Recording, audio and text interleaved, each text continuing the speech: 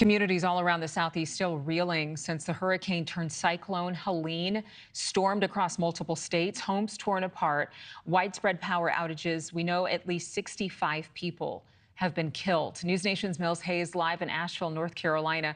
Mills, we know that it's not the flooding that's as much of a concern now as the damaged roads from all of that water. Talk about that. And in crippling phone service, no power to a lot of those folks. Are you seeing any of that damage?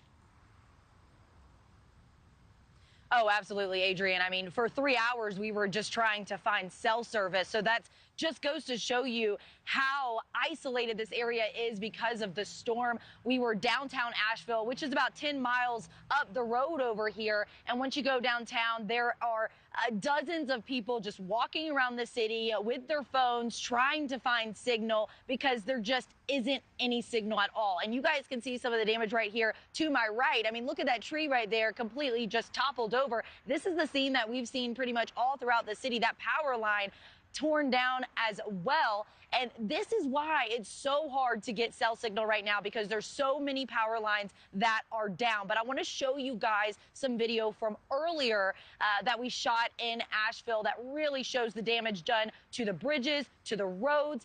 And we talked to people who live in that area right on the river there in Asheville, and they tell us that the water actually has gone down about 10 feet. And so the fact that we can now see that bridge means that the water has receded a little bit, but it's still much higher than it should be. And actually, there is some video that shows a mobile home crashed into a bridge there. There are multiple bridges that are down in the city of Asheville, and people tell us that it really feels almost apocalyptic out there because they can't find food, they can't find water, and there also is an hour-long wait to get to the ATM. A lot of these people need to get cash because since there is no power, that means that if there is even a business or restaurant that is open, most of them are only taking cash right now. And so I've had people reach out to me on Facebook asking me if I'm still in the area, if I've been able to get in contact with the county, because a lot of people from all across the country have loved ones that are here in Asheville that they cannot communicate with right now because the cell service is so bad. And it was such a tragic moment when that storm really came through. There were scenes that you really don't ever see except in a movie. We spoke with one man who saw it all go down earlier in the week. Right. I've seen houses float down the river. I've seen camper trailers float down the river.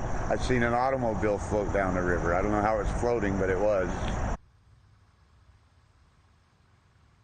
So here in Asheville, it really feels like time has almost stopped, while if you go about an hour outside of the city, you're back in civilization. And that's kind of what we've seen all across the states we've traveled to, from Florida, Georgia, South Carolina, and now here in North Carolina. Adrian? All right, Mills, thank you, and stay safe out there.